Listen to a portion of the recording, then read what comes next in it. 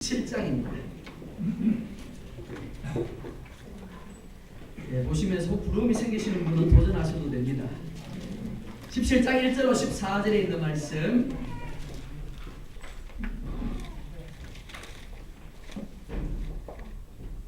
(1절) 제가 봅니다. 아브라함이 99세 때 여호와께서 아브라함에게 나타나서 그에게 이르시되 나는 전능한 하나님이라 너는 내 앞에서 행하여 완전하라. 내가 내 은혜와 내 사이로 두어 너를 번성하게 하리라 하시니 아브라함이 엎드렸더니 하나님이 또 그에게 말씀하여 이르시되 보라 내 언약이 너와 함께 있으니 너는 여러 민족의 아버지가 될지라. 이제부로는 내 이름을 아브라함이라 하지 아니하고 아브라함이라 하리니 이는 내가 너를 여러 민족의 아버지가 되게 함이니라.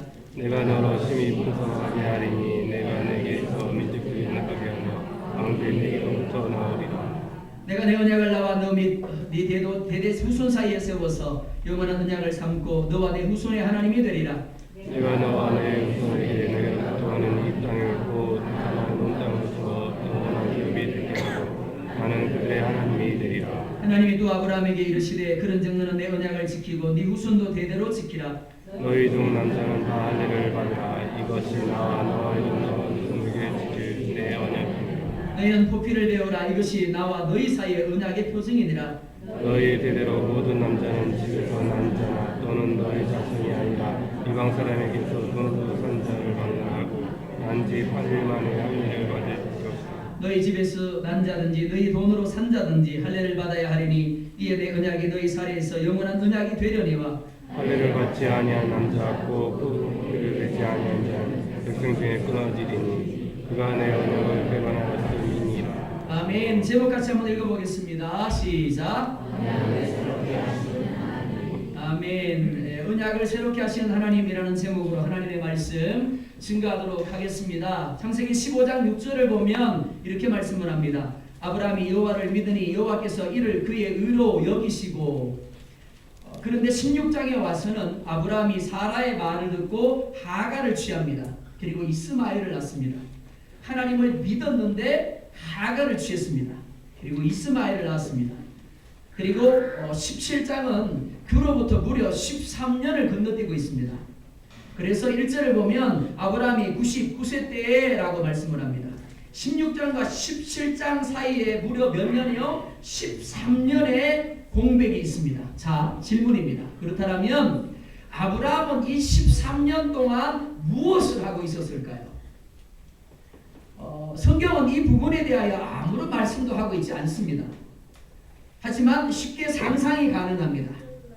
비록 하갈에게서 태어난 이스마엘이지만 아브라함은 끔찍이도 이 이스마엘을 아끼고 사랑했을 겁니다.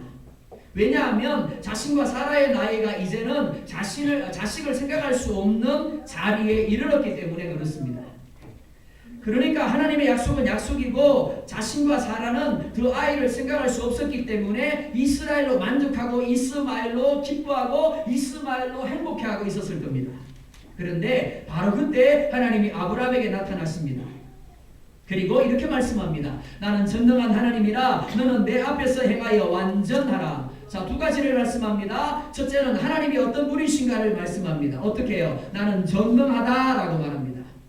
둘째, 아브라함이 어떻게 해야 되는가를 말씀합니다. 내 앞에서 행함으로 완전하라라고 말씀을 합니다. 먼저 하나님은 아브라함에게 자신을 전능한 하나님이라고 소개하고 있습니다. 원문을 보면 샤다이라고 되어 있습니다.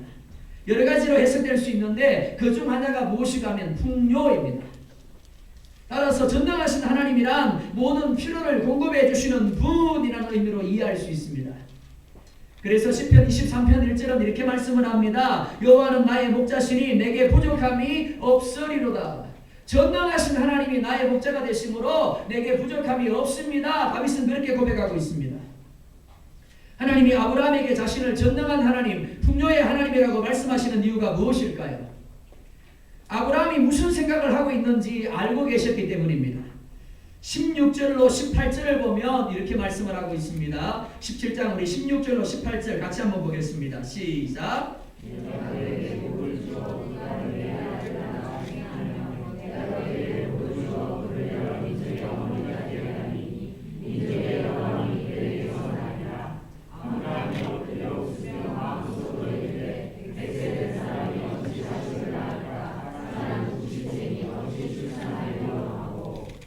아브라함이 이에 하나님께 아뢰되 이스마엘이나 하나님 앞에 살기를 원하나이다. 자, 하나님이 뭐라 말씀합니까? 이렇게 말합니다. 내가 사라에게 복을 주어서 그로 하여금 아들을 낳아 주게 하며 내가 그에게 복을 주어 그를 여러 민족의 어머니가 되게 할 것이다.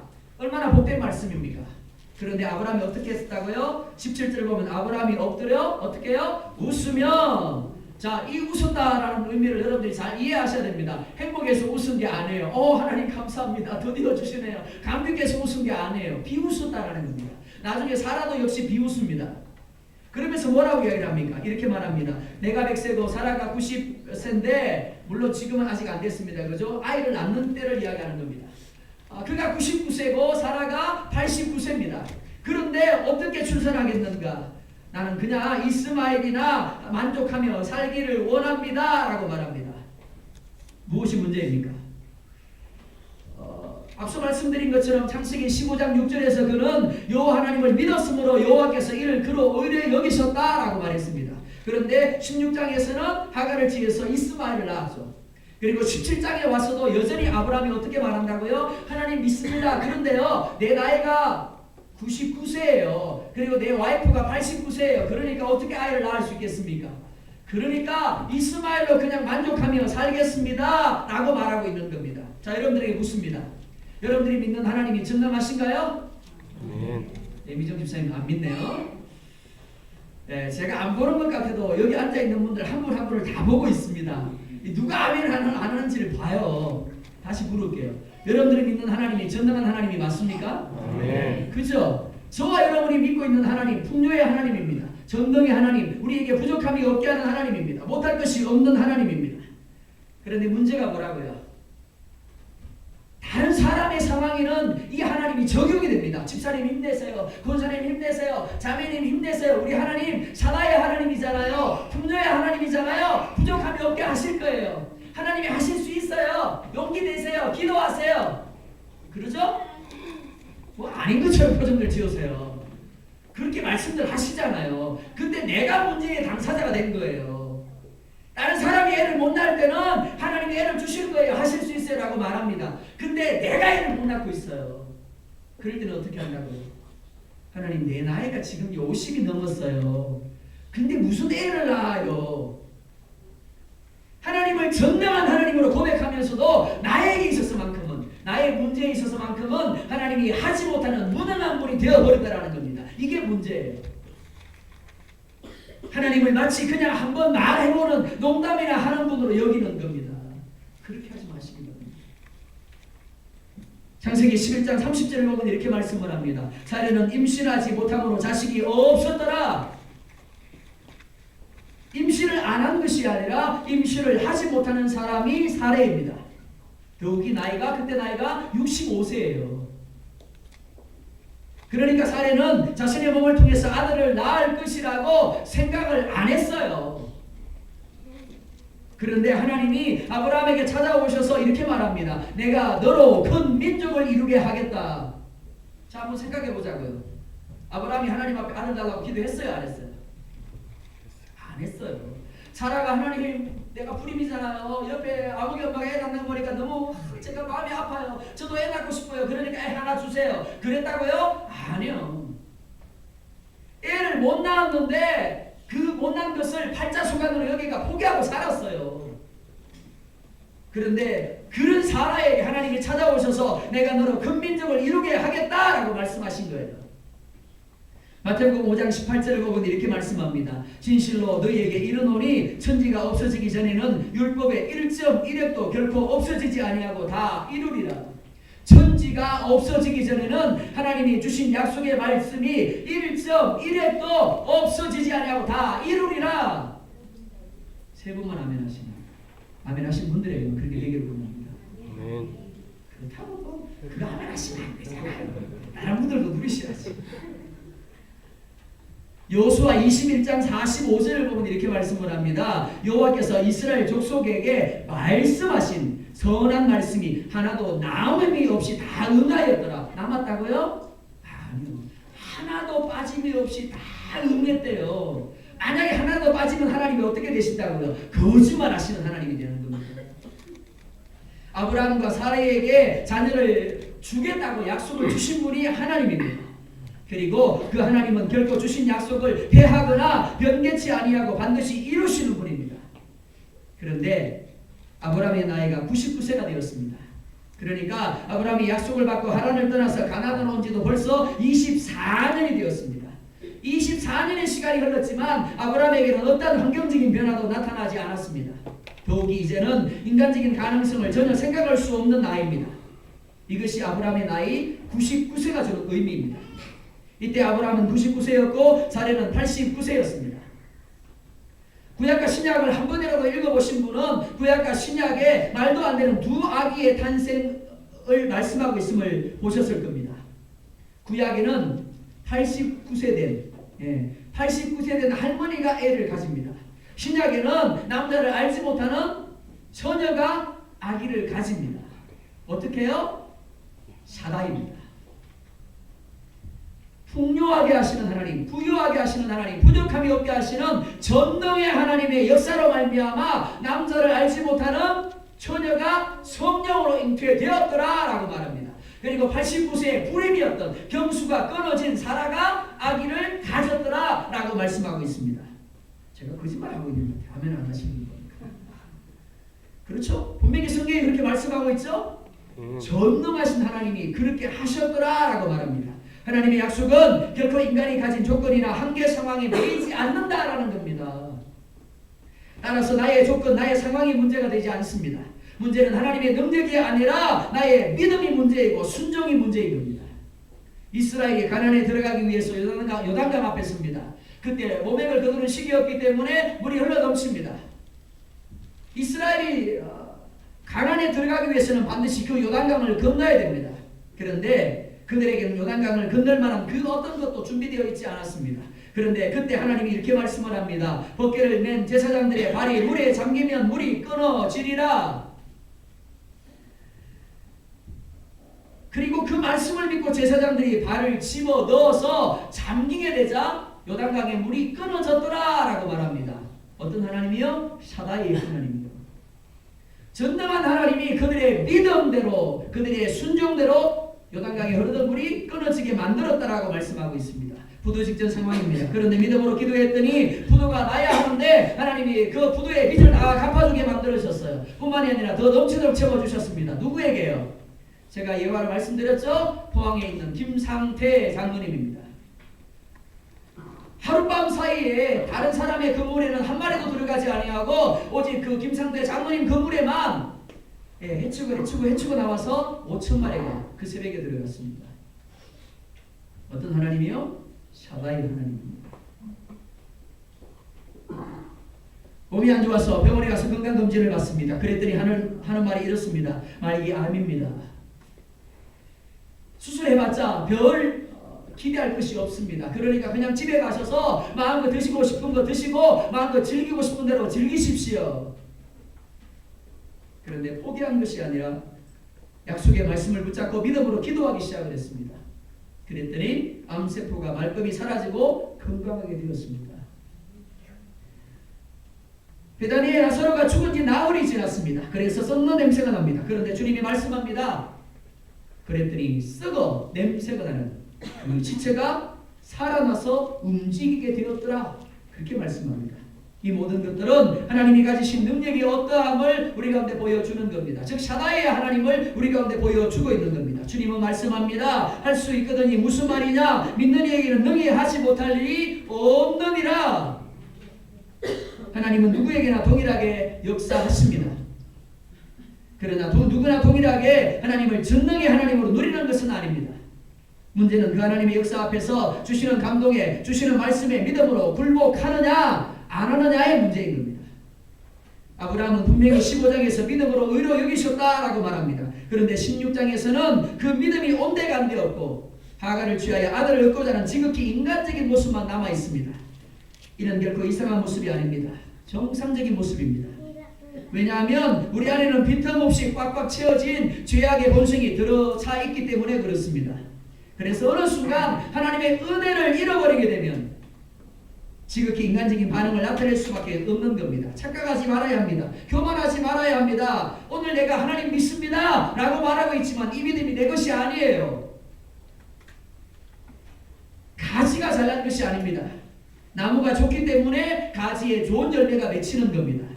그래서 하나님이 아브라함을 향하여 이렇게 말합니다. 내 앞에서 행하여 완전하라. 너는 내 앞에서 행하여 완전하라 라는 말씀의 의미가 무엇입니까? 첫째, 내 앞에서 라고 말합니다. 요한복음 4장 24절 상반절을 보면 하나님은 영이시니 라고 말씀을 합니다. 우리는 영과 혼과 육으로 되어 있습니다. 우리가 보는 것은 육입니다. 그래서 시간의 제한을 받습니다. 그래서 공간의 제한을 받습니다. 보고 듣고 느끼는 것에 제한을 받습니다. 하지만 영은 이 모든 것을 초월합니다. 그러니까 하나님이 영이시라는 것, 모든 장소를 초월하는 겁니다. 모든 시간을 초월하는 것을 의미합니다. 그리고 모든 것을 보시고 모든 것을 들으시며 모든 것을 아신다는 의미입니다. 우리의 마음의 생각을 아십니다. 우리의 말을 들으시고 우리의 모든 행위를 보시는 분이 바로 영이신 하나님입니다. 그러니까 우리의 모든 삶은 하나님 앞에 있는 삶이다 라고 할 수 있습니다. 어떤 시간 어떤 장소도 하나님 앞이 아닌 것이 없습니다. 하지만 이스라엘 백성들은 물론이고 이 시대를 살아가는 그리스도인들은 하나님을 마치 내가 예배하는 이 교회 안에만 계시는 분으로 생각을 합니다. 그러니까 교회 문만 열고 나가면 무슨 말이든 해도 괜찮고 무슨 생각을 품어도 괜찮고 무슨 행동이든 어떻게 살아도 괜찮은 것처럼 그렇게 여기는 겁니다. 마치 하나님을 시간과 공간의 제한을 받으시는 분으로 생각하는 겁니다. 하나님이 아브라함에게 내 앞에서 라고 말씀하시는 것, 하나님 얼굴 앞에 있는 것처럼 이라는 의미입니다. 예배 가운데 임재하신 하나님은 우리가 머무는 가정과 사업장과 직장과 학업의 모든 자리에도 늘 함께하고 계십니다. 그런 하나님을 항상 의식하고 인정할 수 있어야 한다는 것이 내 앞에서입니다. 비록 보이지 않아도 우리가 머무는 모든 시간에 장소에 하나님이 함께하고 계시는 겁니다. 그래서 우리의 생각을 감찰합니다. 우리의 모든 말을 듣고 우리의 모든 행위들을 보고 계시는 겁니다. 이를 의식하라는 겁니다. 이를 인정하라는 겁니다. 만약 이를 인정하게 되면 우리의 생각이 구별될 겁니다. 우리의 말이 좀 더 아름다워질 겁니다. 우리의 삶도 하나님이 기뻐하는 삶으로 변화되어질 겁니다. 둘째, 행하라 라고 말씀을 합니다. 행하다라는 원문을 보면 할라크라는 단어를 씁니다. 이 단어는 오다, 가다라는 의미입니다. 우리말 성경에서 이 동사는 거닐다 혹은 동행하다라고 번역이 되어 있습니다. 그러니까 이 말은 하나님과 함께 가다라는 의미로 이해할 수 있습니다. 무슨 말인가 하면 너 혼자 가지 말라는 겁니다. 아브라함이 하갈을 취해서 이스마엘을 얻은 이유가 무엇입니까? 15장에서 하나님 믿습니다. 그래서 그 믿음을 의로 여기셨더라. 근데 16장에 와서 어떻게 되었다고요? 하갈을 취하여 이스마엘을 얻습니다. 그것을 어디서 볼 수 있습니까? 가나안을 정복하는 이스라엘 백성들의 모습 속에서 볼 수 있습니다. 하나님과 함께 갔더니 말도 안 되는 여리고성을 피 한 방울 안 흘리고 칼 한 번 안 휘두르고 무너뜨려서 정복했습니다. 그런데 아이성을 정복하는 데는 실패합니다. 왜요? 하나님은 올라가지 않는데 이스라엘 백성들만 올라갔기 때문에 그렇습니다. 마찬가지예요. 우리가 삶 가운데서 왜 실패하느냐? 할라크가 안 되기 때문에 그렇습니다. 하나님과 함께 가야 되는데 하나님과 함께 가는 것이 아니라 나 혼자 가요. 나 혼자 생각하고 나 혼자 계획하고 그리고 나 혼자 가는 거예요. 하나님이 가지 말라고 그러는데 혼자 올라가요. 그 결과가 뭐예요? 이스라엘 백성들이 그 작은 아이성에서 참패하고 하나님 앞에서 울고불고 난리를 피우는 겁니다. 우리도 마찬가지예요. 왜 우리가 망하는데요? 우리가 왜 실패하는데요? 우리가 왜 넘어지는데요? 항상 하나님과 함께 생각하고 하나님과 함께 움직이고 하나님의 손에 이끌려서 나아가야 되는데 아니에요. 하나님 혼자 내버려두고 나 혼자 보는 거예요. 우리를 둘러싼 환경을 보고 우리를 둘러싼 상황을 보고 우리 주위에 있는 사람들을 봅니다. 그리고는 어떻게 한다고요? 우리 혼자 생각해요. 그러면서 힘들어하고 그러면서 아파하고 그러면서 혼자 나아가요.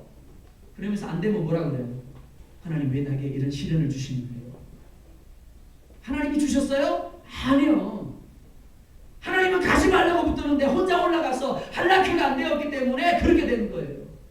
그래서 아브라함에게 하나님이 아브라함아 네가 할라키가 되어야 한다. 나와 함께 가야 된다라고 말씀하고 있는 이 말을 표준 세번역과 현대인의 성경에서 보면 순종하다라고 번역이 되어 있습니다.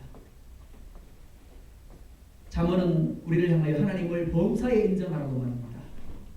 그리고 데살로니가서는 우리에게 어떻게 기도하라고요? 우리 정립사님 기도하실 때 인용하셨죠? 항상 기뻐하라, 쉬지 말고 기도하라, 범사에 감사하라. 이런 그리스도 예수 안에서 너희를 향해서 하나님 아버지의 뜻이니라. 항상 범사 쉬지 말고 기도하래요. 근데 우리는 어떻게 기도해요? 우리가 하고 싶을 때 기도해요. 우리가 묻고 싶을 때 묻는 거예요. 우리가 같이 가고 싶을 때만 같이 가고 평상시에는 하나님을 내버려두고 혼자 가는 거예요. 그러다 실패하면 마치 하나님이 책임인 것처럼 왜 나의 일을 실어주냐고, 하나님 정말 나 사랑하는 거 맞냐고 그러는 겁니다. 세 번째, 완전하라고 말씀합니다. 이 단어를 오해하시면 부담감을 갖게 됩니다. 이 단어는 완벽을 의미하지 않습니다. 온전함을 그리고 순수함을 의미합니다. 양적인 문제가 아니라 질적인 문제입니다. 하나님 앞에서 우리가 완전하다는 것은 퍼펙트하다는 것이 아니라 하나님을 향한 우리의 마음의 열정과 순수함이 100%여야 된다는 겁니다. 넘어질 수 있어요. 실패할 수 있어요. 그죠? 죄 지을 수 있어요. 근데 문제는 뭐라고요? 우리의 마음이 끊임없이 하나님을 향한 열정을 가지고 순수함으로 나아가야 된다는 겁니다. 그게 온전한 완전함이랍니다. 그래서 예수님도 말씀하기를 어린아이와 같이 순수하지 아니하면 결단코 하나님의 나라에 들어가지 못할 것이다 라고 말씀을 합니다. 순수함에서 완전하다라는 것은 자신이 처한 현재의 상황에서 최선이 된다는 것을 의미합니다. 그러니까 각자가 다를 수 있는 거예요. 그러므로 우리들은 어느 단계에 이르렀든지 그 상황에서 최선을 다할 수 있어야 됩니다.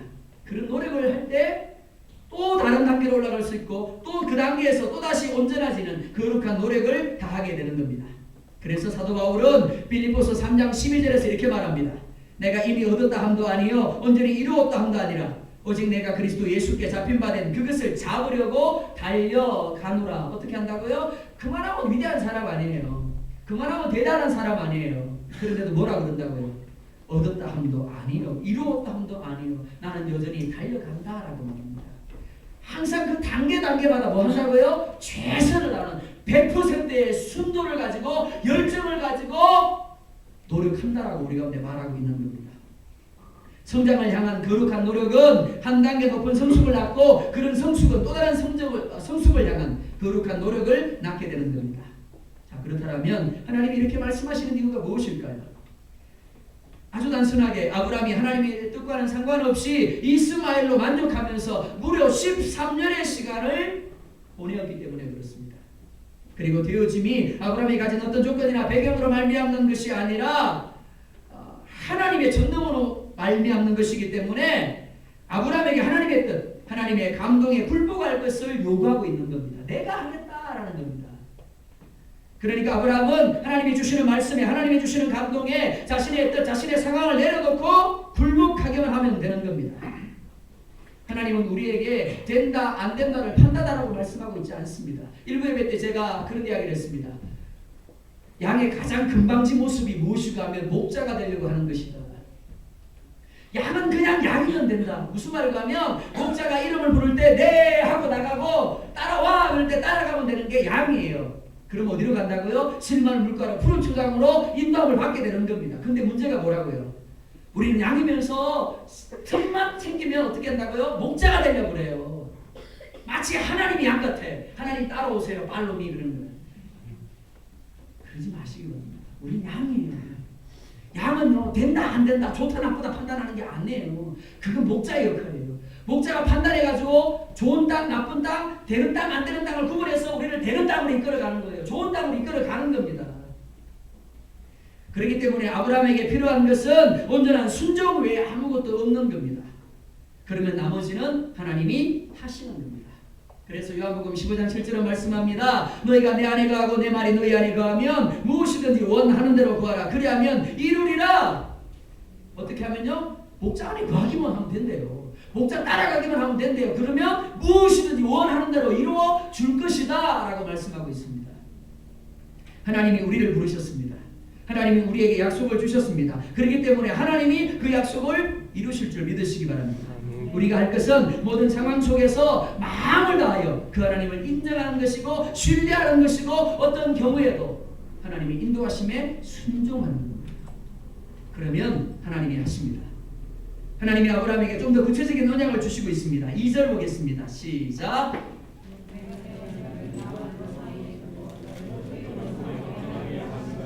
아멘. 4절 보겠습니다. 시작.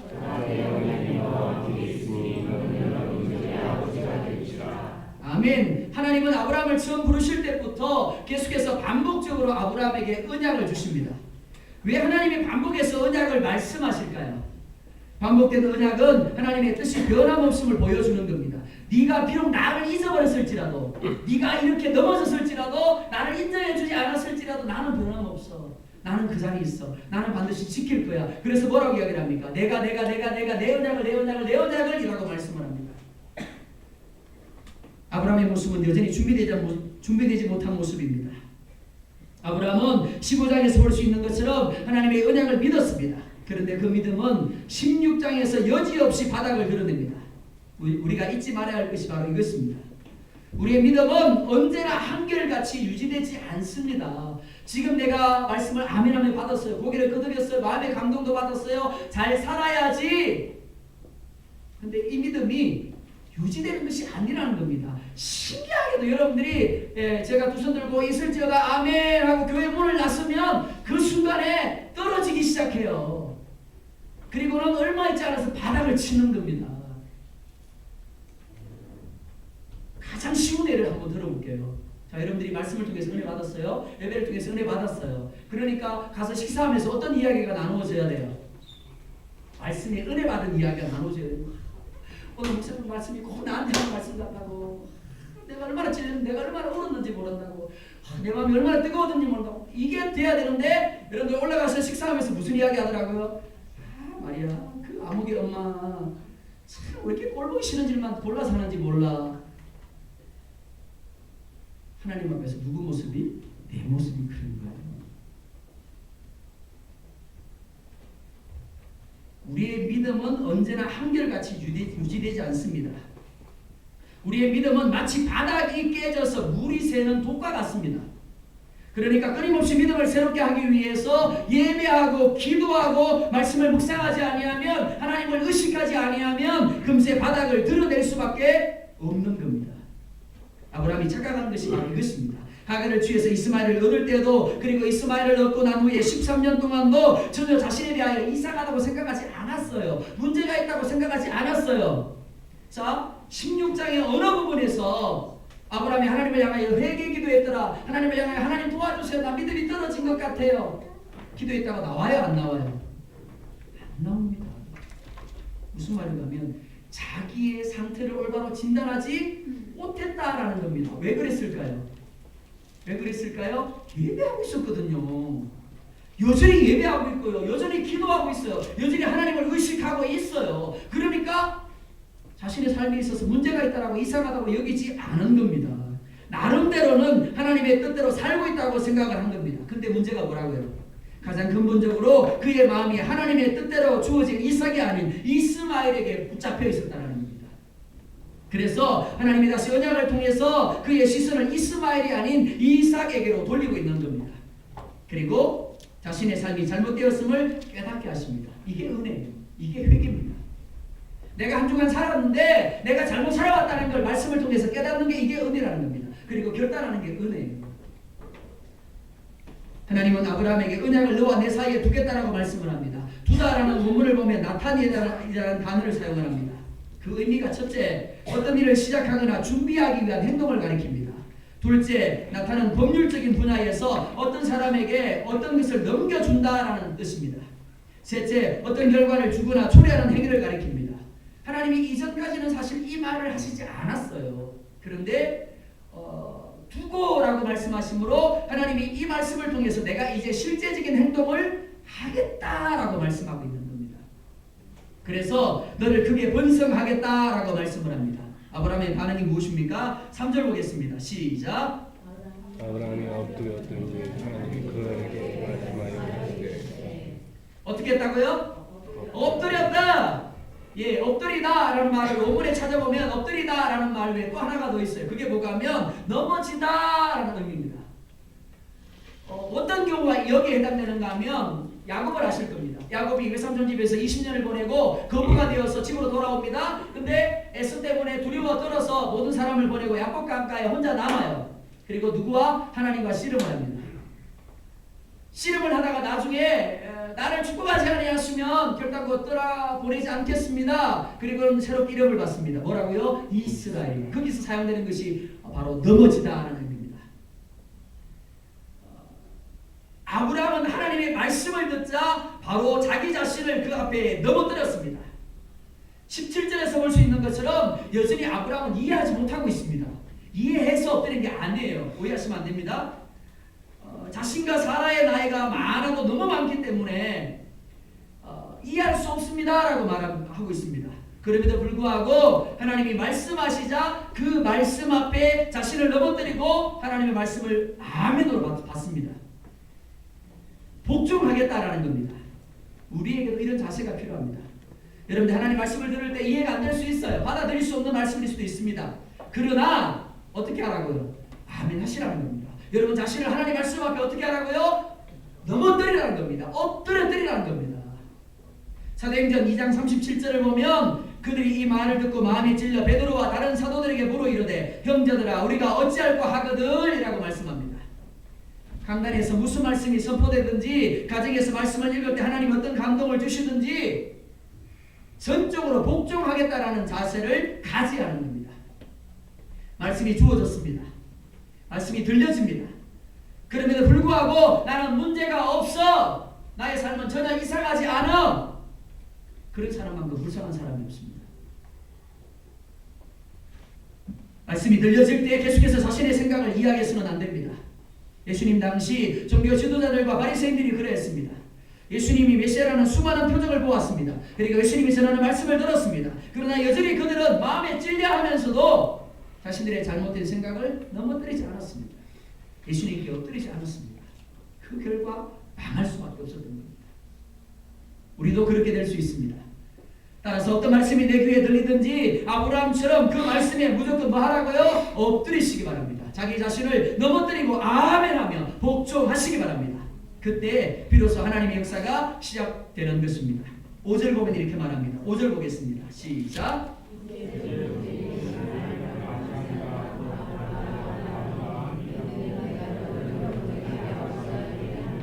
아멘. 하나님이 아브라함의 이름을 아브라함으로 고쳐주십니다. 이름이 바뀐다라는 것, 존재가 바뀐다라는 겁니다. 삶이 바뀐다라는 겁니다. 아브라함은 자신의 상황 때문에 하나님의 언약을 가지고 있었으면서도 이스마엘에 잡혀 살았습니다. 하지만 하나님은 그런 아브라함을 이제 아브라함이 되게 하심으로 새롭게 시작하게 하십니다. 이때 아브라함의 나이가 99세입니다. 75세에 고향 본토 친척 아비집을 떠나는 것도 남들이 보기에는 제정신이 아닌 선택입니다.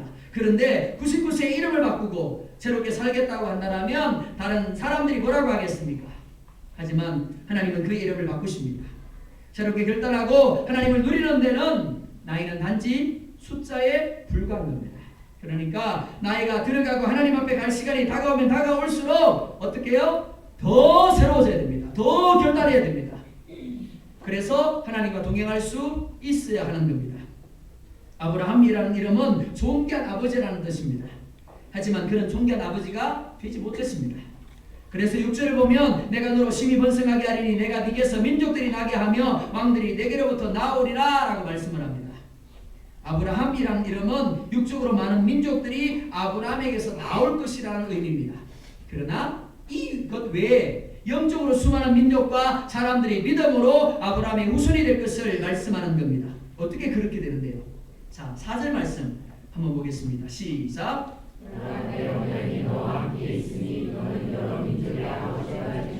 아멘. 사라의 나이가 89세입니다. 그것도 불임 여성입니다. 인간적으로 보면 불가능의 상황입니다. 하지만 하나님은 뭐라고 말씀을 합니까?